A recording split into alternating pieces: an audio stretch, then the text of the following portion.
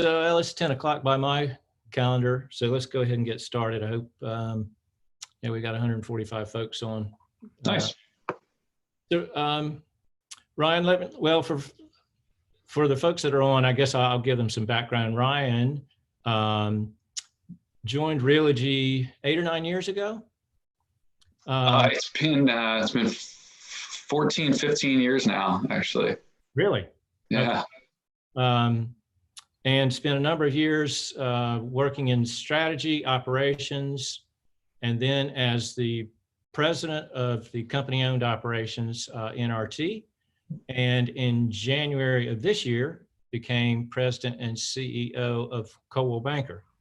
So Ryan, in addition to that, why don't you give us some background and tell us about yourself? Sure. Yeah, I think you covered the highlights, but a little background on me personally. People often start with kind of where'd you grow up. I'm in my 29th address right now, so I've kind of grown up a little bit everywhere, both coasts and just about everywhere in between. When I was a kid, every year we moved somewhere, sometimes multiple times during the school year. So I've been the new kid in school pretty much constantly. But when I think about what is home, it's Philadelphia. I live outside of New York right now, but Philly's kind of my home city, even though I kind of lived a bit of everywhere. Now my mother, who's a nomad and lived everywhere, she's back in Center City, Philly. So now I consider Philly to be home, and my mother's there as well. So, but yeah, investment banking, fixed income trading, a bunch of different stuff before I came into real estate, and started off actually in the title insurance side, which is, I always say is everyone's aspiration in life to one day make it into title insurance. And I was able to crack into that early on. And then eventually drifted over to mortgage and property management and insurance and a lot of other areas, and then on the brokerage side. So yeah, I've been having a lot of fun meeting everyone throughout the network for years now on the Coldwell Banker side, but been doing it a little more formally in the last few months. It's been great.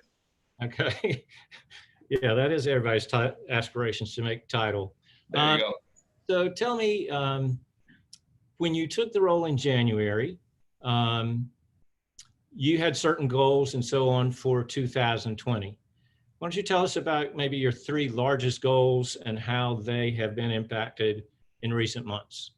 Sure. Yeah. Okay. It feels like an eternity ago that we were thinking about 2020 in a non-COVID world, but I think a lot of it stays the same. So when I stepped into the role and we brought together the company-owned operations, Coldwell Banker Realty, how we refer to them now, and the affiliate operations as well, one of the goals there was to be able to lift everyone up, bring the best practices from both together, and also bring a lot of the expense that we've already invested, the tools and systems we've already created on the company-owned side, make them available to everyone.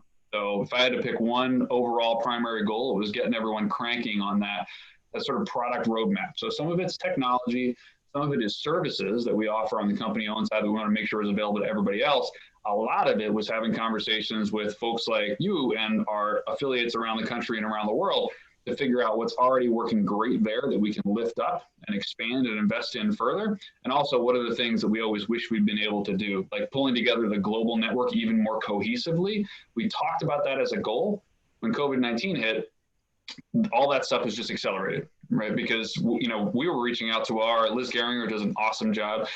We've been reaching out to our affiliates all around the world who experienced COVID-19 before we did. So whether it's in parts of Asia or our affiliates in Italy and France and elsewhere, we've been bringing folks together, learning from them, sharing best practices, connecting them with folks here. Some of our agents here have clients who have properties in multiple countries around the world. We've been able to connect those folks. So bringing our network together, and you've participated in a lot of the calls that like Liz and others have been hosting as well, increasing the masterminding, increasing the flow of information around everyone. That was a primary goal as well.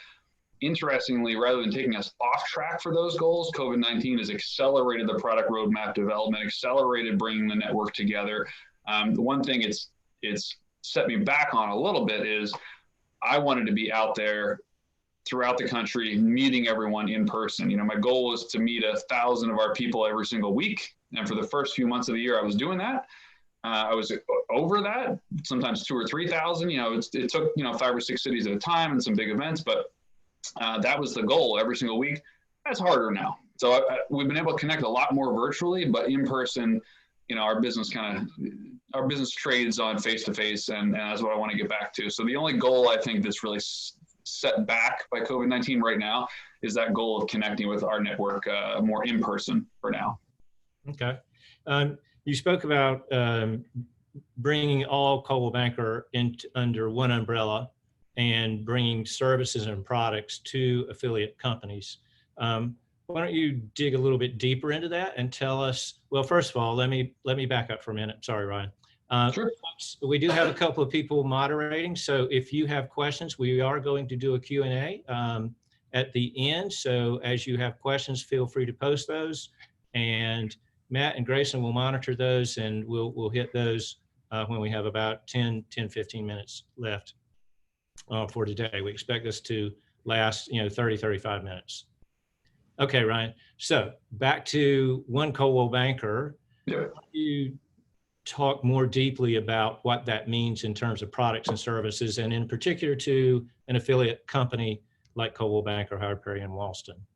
Sure. So when we think about our overall network across the board, we have between 600 and 700 broker owners. Very few are as large and as storied as Coldwell Banker, Howard Perry, Walston, but there are nonetheless lots of other affiliates all around the country. Many of them may be operating one or two offices in an area, not covering the kind of geography or with the kind of robust services that you all offer in your markets, but nonetheless, they're doing a great job in their markets. And there's between 600 and 700 of those broker owners and those companies out there. There's between 600 and 700 offices that are managed on the company-owned side as well, right? So we have office managers who are running offices that, anywhere from, a few dozen agents and maybe a couple $1 million in average in GCI, all the way up to tens of millions of dollars in GCI and hundreds of agents and large teams operating across broad geographies. So we have that full spectrum there. And one of the goals is to all the investment that we've made on the company-owned side and individual tools and services we refer to our core four. So there are services like Listing Concierge, for instance, a listing marketing program that's a little bit tech and a little bit service. That's the kind of thing that we can expand to the entire network as well. We're trying to figure out how, because, for instance, we do a lot of media buying with some of those things, a lot of the things that you already do today in your market. We're trying to work with folks like HPW and say, you already do a ton of this stuff. How can the back-end system we built to be able to do this efficiently on the company-owned side, how can we make that available to you and your teams so you can be even more efficiently do what you're already doing? Or what would this enable you to add to your service offering for your crew to be able to do? There's things like Design Concierge, which is, we have just on the company-owned side alone, 400 people in the studio, the marketing group over there. There's a lot of those services that can be offered to help our agents to put their best foot forward to the marketplace, make sure their digital presence is what they want it to do with Design Concierge and Social Concierge. So all that stuff is stuff that we can make available to everyone. We got to figure out how to do that, right? So for some things, it's easy. The people who are doing it wouldn't say it's easy. I'm making it sound easy. For some things, it's a matter of technology. Let's just roll that out, right? So think of Desk, which is an API-based platform that will be replacing CB Exchange, right? So the one place that you can kind of go for everything and have a wonderful mobile experience, a wonderful desktop experience, get all the stuff you want to get from the brand and embed a lot of the things that you already offer at the brokerage level or even at the office level. So that's a tool. So it's easy to think about a way of kind of converting people over to that tool. And then we think about, what does that enable? Is there a service layer that can be added to that as well, where people can kind of reach out and ask for something they weren't able to ask for before, and we can enable that just because of sheer scale, just because of the fact that we were already offering something to 50,000 agents around the country. We can offer that, at much larger scale as well. The listing experience, right? Bringing a sort of a Moxie-based listing experience and mashing that up with CBX, which is an awesome tool to use, really robust data and artificial intelligence to show you where buyers are likely to come from, et cetera. Can we embed those things together in the exact same tool so that you're able to do a digital listing presentation for a client and bring those two worlds together? Turns out the answer to that is a definitive yes, but we got to actually do it, right? So those are the things that are on a roadmap now. If you tune into this month at Product, people will be able to see the month-over-month roadmap, right? And it's not perfect, and we should use pencil, not pen, because things shift between one month and another, et cetera. But that's the kind of stuff that we'll be rolling out this year as well as next year and learning our way into it. So everything that we offer today should get better. The more folks we roll it out to, the more feedback we get, and it should all get better. Right. Okay. Thank you. So timing-wise, we should expect to see some of these products by the end of this year, right? Absolutely. So things like Desk, which is kind of the login experience, it's more than that. I'm simplifying it by that, but that's kind of what you'd think of it as, is maybe that CB Exchange kind of replacement, exclusive look and ability to take pre-market listings and be able to share them across a really robust network, all across HPW, for instance, and in an NAR 8.0 compliant way, share them across the entire, 100,000 strong across Coldwell Banker, around the world.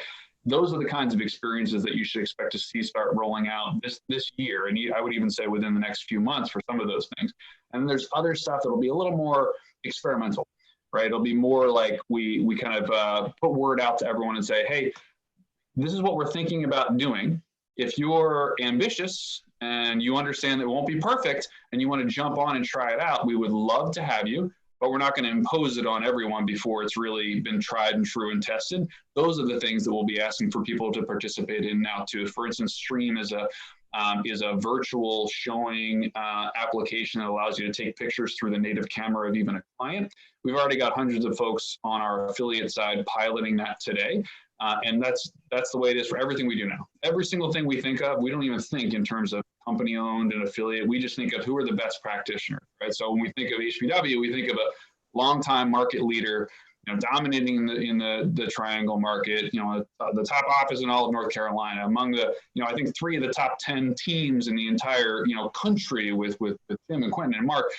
That means when I'm thinking of market dominating products, when I'm thinking of things that are structured in such a way they really work well for teams and the team architecture and the delegation required for teams to be able to work efficiently, et cetera, I'm going to be calling on you and saying like, hey, do you think maybe folks would be willing to participate in these conversations, adopt these products, or at least give them a try to get feedback from them? That's how the team's thinking now. Right. Okay. Well, give us a call. Yes. We've always been one to step out front. What's that? Don said, sure, give us a call. We've always been out front. Absolutely. So give us a shout. Absolutely. Well, come winter, I'm not just going to call you. I'm going to want to come down there and see you because, I live in New Jersey, Don. So. Out of time. Do that too. We'll welcome you. I can't help that. Let's switch gears for a minute. How do you see the competitive landscape today? Obviously, there are a number of new players coming to the market. Real estate is big business, lots of commissions. Everybody wants a piece of the pie. What's your evaluation of the current competitive landscape? So definitely super competitive. And at the beginning of a change in the market, at the beginning of a time where people are a little less certain, a little bit, unsure, it always sort of gets worse before it gets better. It gets sort of more competitive before there's a bit of a shakeout. So I think what's happening right now, people are trying to separate fact from fiction, trying to figure out, who's the quality firm out there, who's the quality agent out there with whom I'm going to be working, as opposed to those who are a lot of flash and not a lot of substance, right? And we had a lot of folks come into our space. Every agent out there knows of some new licensee who, isn't necessarily who we think is going to be a long-termer in the market, but they're doing some things that they kind of get a lot of flash, as opposed to those who are dedicated to a long-term career in this business. We all can think of brokers or brands who are trying to do the exact same thing. This kind of little bit of turbulence in the market is shaking some of that out. So I think we're having a much greater flight to quality. We're seeing it in our numbers. We're seeing it in our top agents taking a greater share of the market, our top teams taking a greater share of the market, our top brokerages taking a greater share of the market. I think that's going to be a continuing trend. What we're looking to do is to really clarify our value delivery for everyone so they can do the math. They can actually do that. Every individual client, customer, so we've got some customer-facing products and services we'll be making available to our agents as well. Every customer can look at it and say, you know what? The other agent who came into this listing appointment said they'd take some pictures and put it in the MLS, and they've got an iPhone 11, so the pictures are going to be great. This agent has given me a robust marketing plan, has explained to me their value, their advisory experience, their firm's dominance in this marketplace, their brand's enablement of our ability to be able to leverage that and market this home properly. It feels like a totally different experience. And that's really where we're going. So we want to try and make sure we're equipping every one of our agents with and every one of our brokers with is the ability to say, you know what? We're playing a different game. We're changing expectations. Consumers, agents, and brokers are going to expect more of their agents, brokers, and brand than they have in the past. And we want to be the ones pushing that forward, driving the change in expectations. So people start to say, look, You can compare me to other agents, you can compare me to other brokers out there, but you can't compare me to Coldmaker. They're playing a different game. They're trying to do a different thing.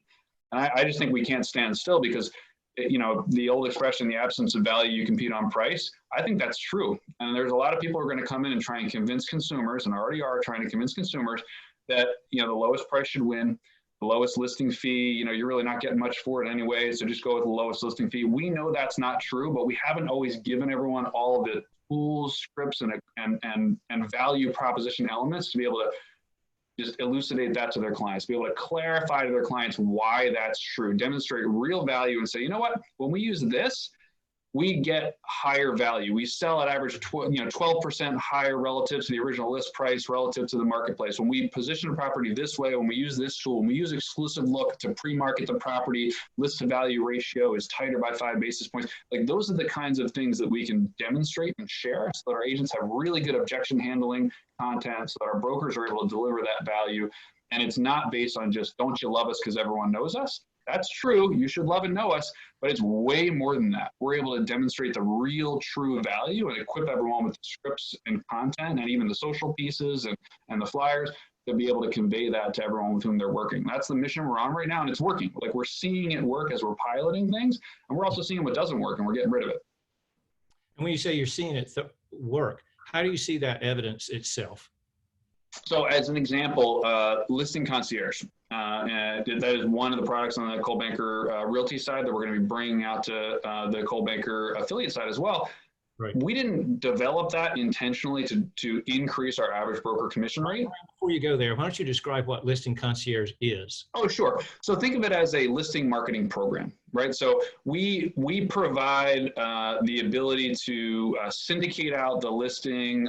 We arrange the photography to be done. The program can look different in different places. It looks different throughout the country on the company-owned side anyway. So it'll look different places. But we then place that listing in a number of different places, whether it's print publications, on TV, on the web. We do some syndication. We even the mailers that go out are like high. It looks more like a wedding invitation coming in a sort of like a high gloss silver envelope or a high gloss gold envelope. We experiment with different things all over the place.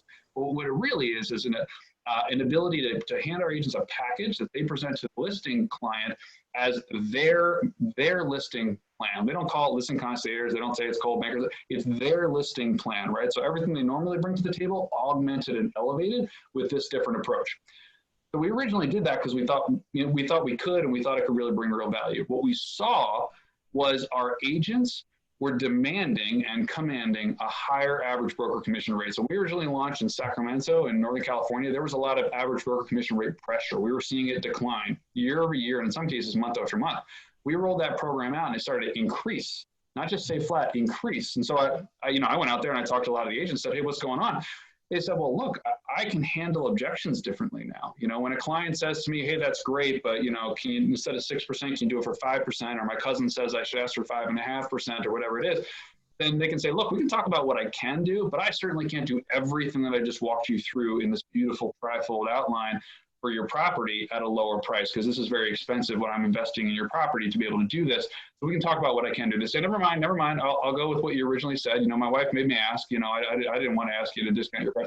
So that's the kind of thing that we see then showing up in the numbers, right? And our agents defended it fiercely. When I asked them why they did it, they're like, well, wait a second, why would I discount they almost attacked me. Like, why would I discount my price with everything I'm offering, with who I am and what I do for them? And it really, we just gave them the tools to be able to communicate that a little differently and a little bit more clearly. That's changed our lens with everything we do. So now we're doing the same math on every product and service we have and showing what the actual difference is in list to sale ratio, days on market, average broker commission, whatever it is, we're giving the data back to our agents so they can give the data to the consumers. Okay. All right. Thank you. One more, and then I think we'll go to Q&A from our agents. What do you think buyers and sellers are looking for today in an agent? So I think it is varying a little bit right now by COVID-19, depending upon the marketplace, right? So where there's greater fear and uncertainty, that's maybe shifting a little bit. But I think the tried and true, the sort of the trusted advice that everyone has always wanted, I think is true now as has been forever. I think in the hottest of markets, there's a lot of doubt that creeps in, right? It's sort of like, well, can't anybody sell their house? Can't anybody? And the answer is, yeah, you know, you can list your home. Hell, if you list your home at 10% less than it's worth, it's going to sell. You don't need to hire us to lose money. You can lose money all on your own. You're really hiring us to be able to get a differentiated advisory experience, to be able to market your property as broadly as possible and as well as possible to really create a competitive environment for that property. So on the list side, it's all about ensuring that our consumers really view the person with whom they're working and the firm that they've chosen, right? And it really is both those things. They don't think about it that way. They don't use those words, but it is both those things, right? It's that good housekeeping seal of approval on the person as well as the company to ensure that they're in the right hands. They're getting the right advice. No matter what comes, they've got the right partner to be able to do that. Now, in the hottest of markets, the scripting we need to use changes. In an inventory constrained environment on the list side, we need to demonstrate our value a little bit differently. In a challenged market, which some areas have a challenged market right now, it's much easier to demonstrate that value because people are looking for that value. In the hottest markets, they're not using those words to ask for it.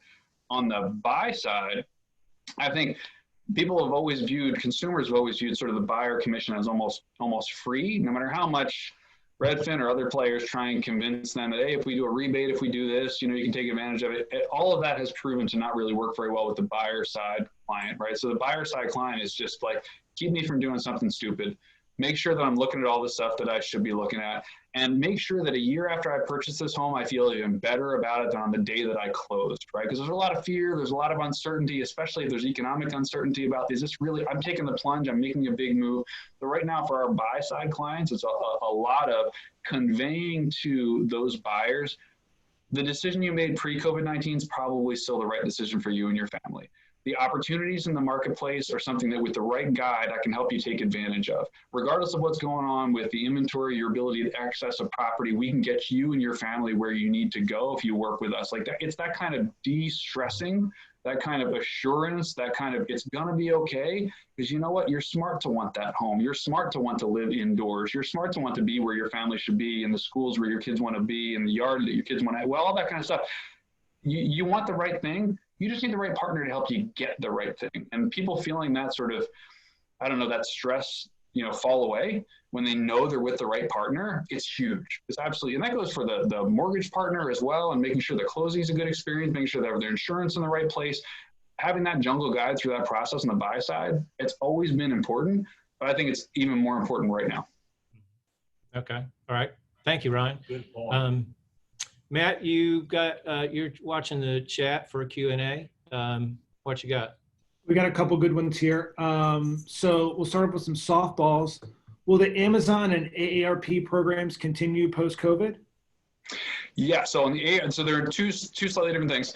On the AARP program, yes, we did a bit of a soft launch. You know, kind of felt a little weird when COVID-19 was taking over the news cycles everywhere for us to go out and try and make a big splash. So we did it a little more quietly. We did some email campaigns out to members, and that generated a ton of traction, even with just a few email campaigns with no fanfare, no ticker tape. So yes, that'll continue, and it's going to accelerate. When we feel a little more comfortable, you started to see some AARP commercials now on TV. So they've started to push their marketing budget now a little bit harder than they had in the beginning of COVID-19. They're positioning it differently too. We're going to draft behind that and double down on that program for sure. On the Amazon side, the way that program launched, it required Amazon employees to get into people's homes. And Amazon was, you know, understandably said, like, look, in lockdown, like, we can't, Amazon's very concerned about delivering on the promises that they make, which is great. That's awesome. That's a good attribute of a company. They were saying, we're talking about being able to do this thing, and in virtually none of the country can we even get humans into homes. So this doesn't make any sense right now for us to be continuing to push on this program. So we hit the pause button on that, but we've been working with Amazon on what I think would actually be I think it'll be a more attractive program, especially for our agents, and a much more broadly applicable program. But right now, again, nothing against Amazon, but they're pretty distracted with what's going on. Like, they're being asked to kind of, you know, do like everything, you know, deliver everything the nation needs for, you know, within, you know, 15 minutes or so. And at the same time, they're getting smacked around by regulators and people, you know, Congress and all kinds of different people coming in and asking questions and whatnot. So I would describe them as interested, aligned with where we want to go, but pretty distracted right now. So I wouldn't expect that we're going to announce something on the new program, like, you know, this month or even maybe even next month, hopefully next month, but I don't know that I can assure that. AARP though, for sure. Okay, great. Matt? So the next question here, someone's glad that CB is expanding the resources to affiliates. Is there a plan to streamline the resources offered with Coldwell Banker and HPW? So David, that's more of a you question. Well, we've certainly been tuning in. Ryan mentioned what I call TMAP, this month, that product, which are I think you referred to 400 people within Coldwell Banker that are looking at how to bring to companies like Howard Perry and Walston the tools and services that have been offered within the NRT operation. And so there's a monthly webinar every, well, I'm not sure what the day is. There are actually two. There one for the broker owners and then one for agents. And so we've been tuning into those to understand how that is evolving. I believe there are a few programs that are beginning to be tested, correct me if I'm wrong, Ryan, with a few beta companies. So we're keenly in tune to how this evolves. And we don't have it all figured out, quite honestly. We have some pretty robust systems of our own. And we have a pretty open dialogue with Liz Geringer and Ryan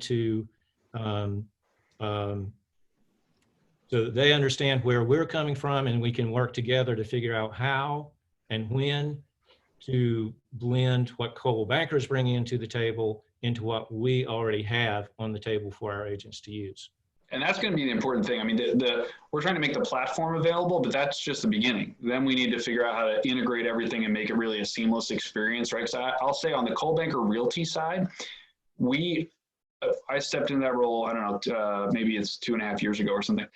From the time I stepped in, within the first 18 months, I had the team did the work. I just came up with the idiotic idea that they somehow made realistic. Eliminated 125 agent-facing marketing tools. Like, just think about that. First of all, the fact that we had 125 is just bananas. I mean, that made no sense. That's ridiculous. No one even knew what they all were, what they did. They didn't talk to one another. I mean, it was not a good experience. We had all this stuff because an agent would come in who just got back from an NAR conference or whose friend was, selling some product and say, hey, I think this is a great thing. Can we have it? And we just kept saying, yes, sure. Yeah, we can have it. Let's just keep piling on. We created a bewildering experience. We created a bad user experience where people just didn't know where everything even was or how to use it, how to access it. We do not want to do that. And we do not want to accidentally impose that on people who are currently enjoying a really good experience, like at HPW today. So instead, we want to streamline everything, provide the platform, provide the integrations so someone like Coldwell Banker, Howard Perry Walston can cultivate a really good integrated experience on top of our platform that's just maybe operating in the background. Nobody even sees it, right? It's just integrated and seamless, and it feels like one cohesive tool set as opposed to 2 or 10 or however many it used to feel like, right? So that's the goal, is for us to provide it and then work together to kind of integrate everything, make it seamless for folks. Right. Yep. So, go ahead, Matt. So the next question here is on the RealSure program. We're getting a lot of questions on iBuyers with, Zillow announcing today they were back up in our market. HomeSnap, Open Door, all those guys are back. Is there any plans on bringing that to the area, and how is that doing in other markets? So yes on plans. However, that's a harder thing to say yes to than the technology rollout, right? Because we actually got to show up with billions of dollars and buy a bunch of houses. So it's not, we can be dumb and fast, or we can sort of be smart and slow. And on that one, I think we were in 11 markets before we hit the pause button on that. The goal is to get into 22 markets and then 40 markets in the not too distant future. We're going to start buying again here in the near future. We haven't announced this publicly yet, but in the next 2 weeks, we're going to start buying again. We quietly have started doing that a little bit, but we're going to get back at it. And then it comes down to new market launches. Now, this program is pretty different, though. I know people think of it as the same thing as iBuyer. It's pretty different. It's not designed to buy a lot of houses. It's designed to sell a lot of houses. So RealSure is a 45-day cash offer so that our agents can walk into a listing appointment and say, like, look, if you're interested in iBuyer, I am a subject matter expert on real estate, and I can walk you through the pros and cons of iBuyer in general, as well as all the competitor products, how they work, and whether or not it might be right for you. In addition to that, I can give you a 45-day cash offer that is just for your back pocket. Just if this doesn't go as well as you and I think it's going to go, we market to the whole wide world and you start to feel nervous and you want to pull the lever on accepting that offer, you could do that. But it is not like many iBuyer products, which are designed for you to have to make an uninformed, quick decision. You haven't marketed your property to the whole wide world yet. You have no idea what the willingness to pay the marketplace would be, and you're asked to make a decision on a discounted offer in just a few days. That is not what our program offers. So we try and again, it's objection handling. We try and give agents the ability to say, look, I'm going to sell your home for the highest and best price. Like, I'm going to get this done, but I'm also going to give you an insurance policy and put that underneath the listing so you can fall back on that if you want. And that's the goal. That's what the program was in the markets where it was rolled out. That's the goal of the program everywhere else. How that goes, I don't know, because in some markets, the iBuyers were offering so much more than they could possibly sell the homes for just because they were trying to get market share, that it was tough to even look competitive. Now they're coming back and their offers are much, I don't know if we're seeing this yet with the restarted programs in the Carolinas, but what we're seeing elsewhere, their revised offers are way lower than they used to be, right? So it really does look like they're trying to sort of buy $1 for 80 cents. And I think we will compare very favorably to that. That's the goal. Okay. Sorry, there's a couple I'm sorting through them right now. Someone's asking about virtual admin. So the concierge service sounds great. Somebody has something similar to that. Is there a virtual admin product that you guys are looking to launch or go with? Yeah, it's an interesting question. So we've explored that a lot. There's all kinds of domestic virtual admin services, third-party virtual admin services. Right now, I'm not inclined to go in that direction. If there are firms that we feel really good about, then we can sign agreements with them to make sure there's higher service levels and lower costs for our agents to be able to tap into them. That's something we could certainly do. I'm right now focused more on almost a transactional virtual admin. In other words, what's the individual service that we can provide at a point in time for an agent, as opposed to an ongoing relationship where that individual has access to all of your systems and is checking your email for you and responding to people, all that kind of stuff. That's a more complicated, nuanced relationship that's difficult to scale. So I'm cool with signing deals to make sure our agents have access to something, but I'm not right now inclined to provide that. We even experimented with that on the own side, and there were some really good things about it, and there were some really tough things to handle about it. There's a lot of personal preference there. It was tough for us to say we could really do at scale very well. $1 million question here. Plans for Gin Blue in September? Yeah. It's funny. It's a multi-million-dollar question as we're trying to figure things out on our side. It's really tough. We're hoping in the next week or so to be able to land on the plans, to be able to announce those plans. Right now it's still on. Like, the thought process it's still on, and we're still planning for it, and people are doing the work to plan for it. I wouldn't bank on it though, because with the challenge that we have right now is, if we get to a place where in September the city of New York or the state of New York says, no gatherings of more than 50 people or more than 500 people, and we're talking about 5,000 people in one room, if there's an edict like there was that shut down Broadway, you probably saw that on the national news, like Broadway was shut down because it couldn't be gatherings more than a certain number of people. I would hate to have a bunch of people come into New York and then have to say, all right, now all of you stand 6 feet apart in Central Park, and we'll try and yell from the stage. That's not going to really work very well. So that's what we're trying to debate right now, and figure out what some of the alternatives can be and what we can potentially do. So as soon as we make a decision, which will be hopefully soon, next week or two, we'll be able to communicate out. We've been working with the venue. So Madison Square Garden owns Radio City Music Hall. I've been working with them. They're all still a go. They think we can pull this off. So we're still working on plans, but we'll probably announce something the next couple of weeks, either, hey, we're going to do it, and here's our fallback plan, or we're going to have to make a change, and here's the new plan. One of those two. Awesome. Question from a new agent. What do you recommend them do right now? I joined in the middle of COVID. What's your strategy for success for me?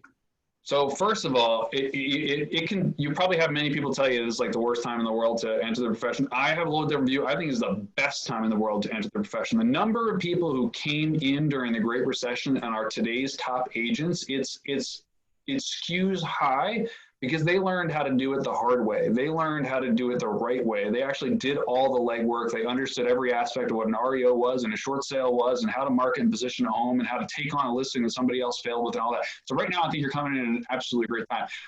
But I would say, this sounds basic, but I can't tell you how many new agents I have this conversation with, and they sort of sheepishly admit it. Does everyone you know or ever have met know that you're a real estate agent right now? Like truly, are you out there trying to market to the free world, but you know your roommate from college doesn't know that you're a real estate agent, that you're licensed today? Are you not leveraging the existing sphere of influence that you have that you never thought of as a sphere of influence, whether that's on social media, with your individual family members, through your email campaigns? Make sure every human being on earth knows that you are a qualified and licensed professional. You're associated with the best firms in the world, and you're able to help them transact today, whether it's rentals or purchases or a listing. If that's true, then just know, and with supreme confidence, that you should take any opportunity that comes your way. If someone calls you and says, well, you know what, I've got a 600-acre ranch I'd like to sell for $10 million, and you're like, oh, I don't even know where the contracts are in my system yet, relax. You're with exactly the right company.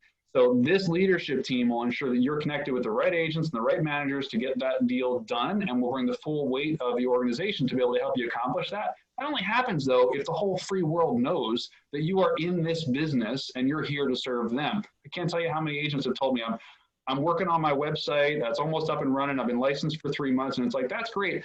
How about we walk across the streets of Chipotle and hand out 100 business cards, right? Because the whole world's not waiting for your website to get up and running to come and visit you. But that guy over there, he might need a house tomorrow. Let's go talk to him. That'd be my advice. And then one question here on desk. Really quick, can you talk about the transition from exchange to desk and improvements, new features, stuff like that we should look out for? Yes, I can definitely talk about it, and I'll be mostly wrong. So in general, you know, CB Exchange obviously has worked really well for everyone to date, and it's a place to go to kind of get the things that the brand wants to make sure is available to everyone. Desk is going to replace it. I wish I could remember right now what the individual timelines were, but it's a bit of rolling thunder in terms of what that transition is going to be here in the near term. When you think of Desk, it's essentially, you know, it's almost like your phone, your iPhone, right? So you're gonna patch in. There's going to be tiles, and those tiles will tell you in really literal form what's behind the tiles. So what are you trying to get? It's not a bunch of. We went through this whole thing of like coming up with clever names for every product. And it was great, and we had fun with it, and then no one knew what it was. They'd log into the system and see, you know, what is kitty cat? What is this? Whatever this weird name is. Like, it was clever if you really thought about it, but it wasn't intuitive. It wasn't literal.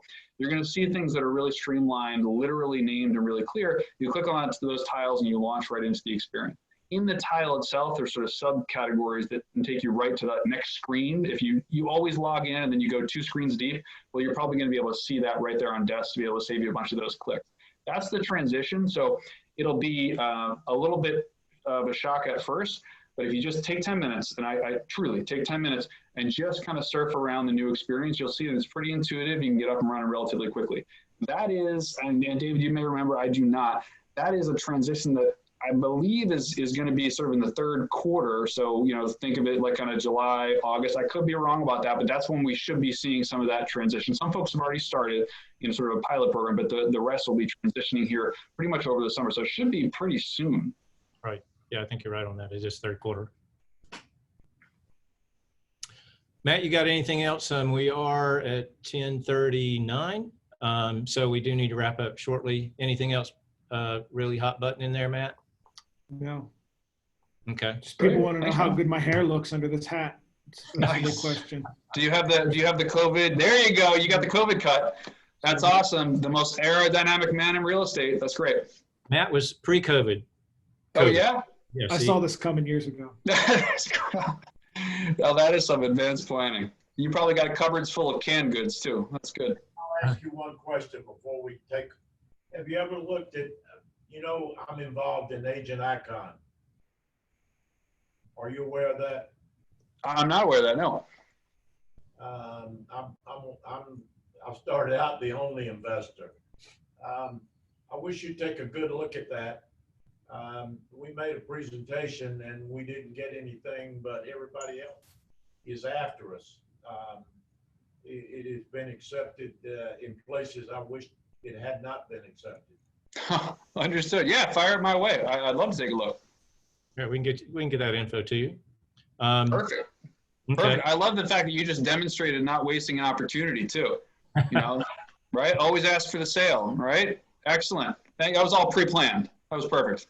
Yep. I've always been shy and reserved.